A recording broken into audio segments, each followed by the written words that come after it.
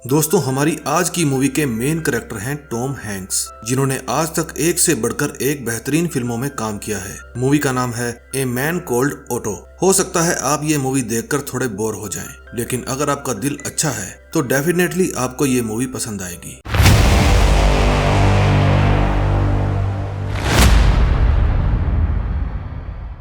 Movie के शुरू में हमें एक मॉल दिखाया जाता है, जिसके अंदर एक बूढ़ा आदमी जिसका नाम ऑटो है, एक रस्सी और हुक वगैरह लेने के लिए आया है। वो 5 फीट रस्सी लेता है, लेकिन काउंटर पर बिल फीट के अकॉर्डिंग नहीं, यार्ड के अकॉर्डिंग बनाया जाता है। इसलिए अपनी कमाई में से कुछ पैसे फालतू देना ऑटो को मंजूर नहीं होता। इसी कारण से वो उनसे बहस करने लगता है। इसे पैसों की कोई कमी नहीं है, लेकिन बात इसके असूलों की है। ये अपने घर में अकेला ही रहता है। फिर हर रोज की तरह ये सुबह उठकर शेव करता है, चाय पीता है और सैर पर जाता है। इसे न्यूज़पेपर बिल्कुल पसंद नहीं है, खासकर जब किसी कुत्ते ने इसके ऊपर सुसु किया हो। इनफैक्ट इसे कोई जानवर ही पसंद नहीं है। इसका मानना है कि हर चीज अपनी जगह पर होनी चाहिए, लेकिन दुनिया बिल्कुल ऐसी नहीं है। इसीलिए ये सारा दिन दूसरों से खिजा खिजा रहता है। और ये लड़का है मैल्कॉम, जो हर रोज सुबह इस कॉलोनी में न्यूज़पेपर देने के लिए आता है। ये पैसे कमाने के लिए 2 से 3 जॉब करता है और इसका यहाँ पर आना ऑटो को बिल्कुल पसंद नहीं है। इसके पड़ोस में ही इसका एक बचपन का दोस्त रहता है, लेकिन फिलहाल दोनों में बोलचाल बंद है।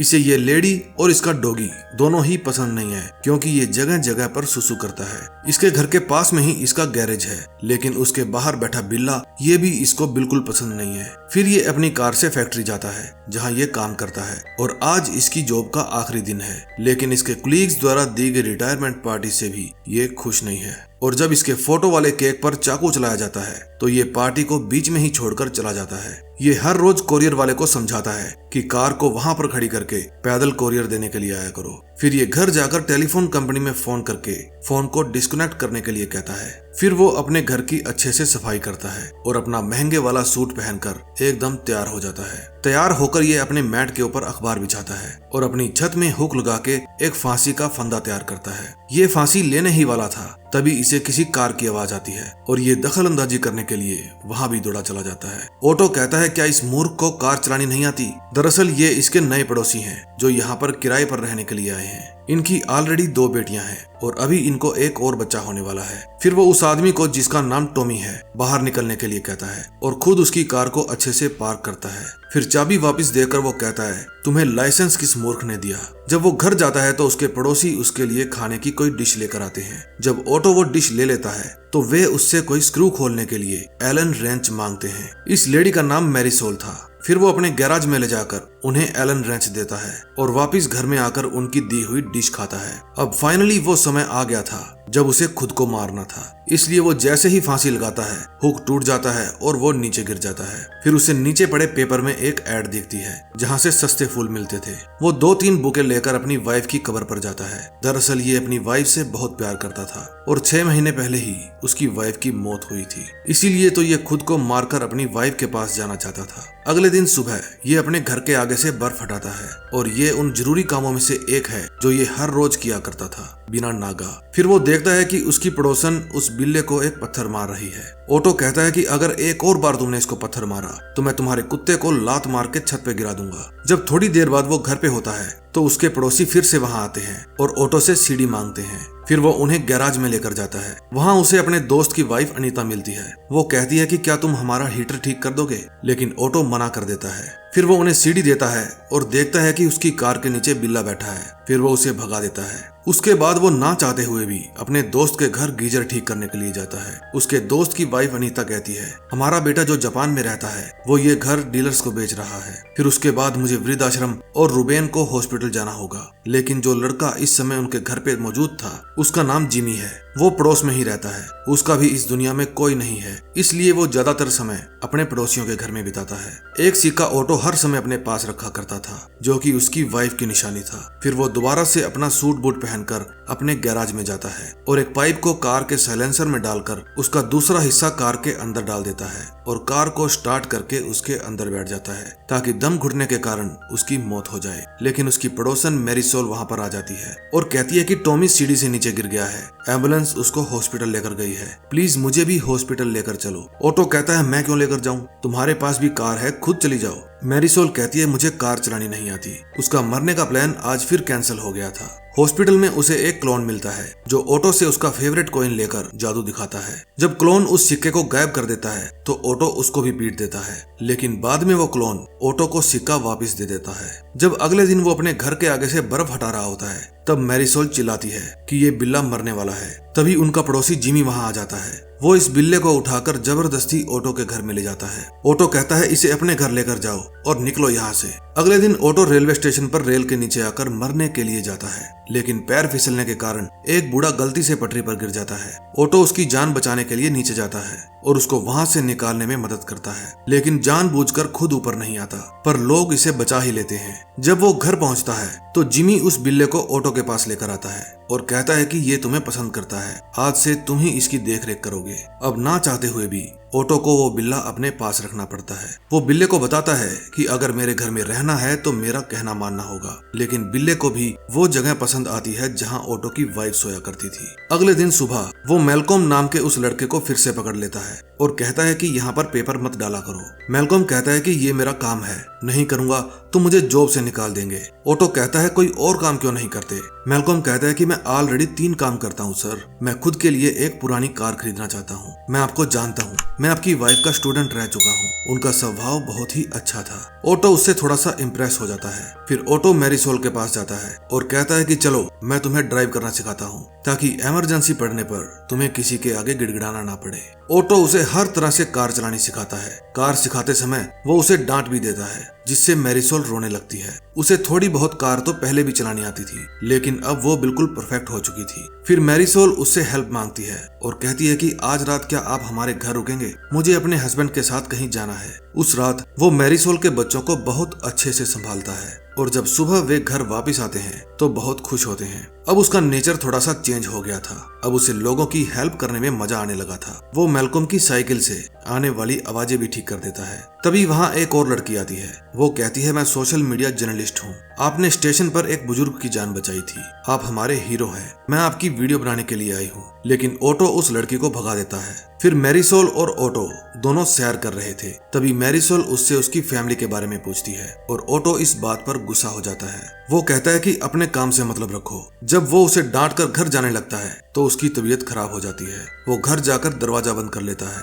मैरीसोल उसे बाहर से आवाज लगाती रहती है, ऑटो दरवाजा खोलो, तुम्हारी तबीयत ठीक नहीं है, मुझे अंदर आने दो। वो बार बार चिल्लाती रहती है, लेकिन ऑटो दरवाजा नहीं खोलता। मैरीसोल को उसकी चिंता थी, क्योंकि उसे पता था ऑटो की तबीयत ठीक नहीं है और वो उसे अपने फादर के समान मानती थी। उस रात फिर से ऑटो मरने की कोशिश करता है, लेकिन उसका तरीका नया होता है। आज वो खुद को शूट करने वाला था, लेकिन तभी उसका दरवाजा नॉक होता है। जब वो बाहर जाकर देखता है तो वहाँ मैल्कम आया था। वो कहता है कि मेरे पिता ने मुझे घर से निकाल दिया है क्योंकि मैं ट्रांसजेंडर हूँ और मेरे पिता को ये बिल्कुल पसंद नहीं है। क्या आज रात मैं आपके घर रुक सकता हूँ, क्योंकि मेरे पास पैसे भी नहीं है। ऑटो उसे अपने घर में सोने की जगह दे देता है। सुबह जल्दी उठकर वो बिल्ली को खाना देता है और ऑटो के लिए ब्रेकफास्ट तैयार करता है। फिर ऑटो उसे अपने तौर तरीके समझाता है और कहता है कि जब तक तुम चाहो यहाँ रह सकते हो। तभी वहाँ जिमी आता है और कहता है कि अनीता के बेटे ने उसका घर किसी बिल्डर को बेच दिया है, वो कभी भी उसका घर खाली करवाने के लिए आ सकते हैं। फिर वो अपने दोस्त के घर जाता है और अनीता को कहता है कि घर के पेपर्स लाओ और अपने दोस्त रुबेन को कहता है यहाँ मौजूद सभी घर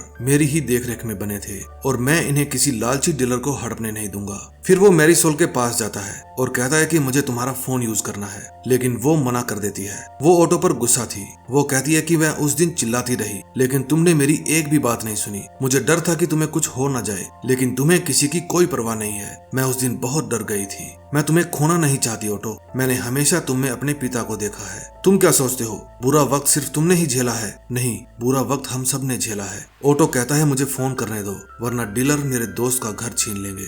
फिर वो मैरीसोल को बताता है कि मैं फर्स्ट टाइम अपनी वाइफ से प्लेटफॉर्म पर मिला था। वो एक ट्रेन में चढ़ी, लेकिन उसकी एक बुक वहीं पर गिर गई। फिर मैं उसको वो बुक देने के लिए उस ट्रेन में चढ़ गया। मैंने उसको ढूंढकर वो बुक दी और तभी वहाँ पर टीटी आ गया। मेरे पास उस ट्रेन की टिकट नहीं थी और ना ही पैसे थे। फिर सोनिया ने मेरे लिए टिकट खरीदी और उसमें से जो कॉइन बचा था वो आज तक मेरे पास है। वो हर वीरवार को उस ट्रेन से अपनी फैमिली से मिलने जाया करती थी। फिर मैं भी उसे मिलने लगा। फिर हमें प्यार हुआ और हमने शादी कर ली। एक दिन वो प्रेग्नेंट हो गई। हम कभी घूमने नहीं गए थे, फिर हमने घूमने का प्लान बनाया, लेकिन तभी हमारी बस पलट गई और उस हादसे में हमने अपनी होने वाली संतान को खो दिया। फिर धीरे धीरे सोनिया ठीक हो गई और अभी 6 महीने पहले ही कैंसर के कारण उसकी मौत हो गई। मैं जितना प्यार उसे किया करता था शायद उतना कोई और अपनी पत्नी से नहीं करता होगा। मुझे हर समय बस उसी की याद आती है। मैंने कई बार मरने की कोशिश की, लेकिन अब मुझे लगता है कि सोनिया चाहती है मैं तुम सब लोगों के लिए जीऊं। फिर वो उसी सोशल मीडिया जर्नलिस्ट के पास फोन करके उसे बुलाता है। फिर जब बिल्डर वहां पर आता है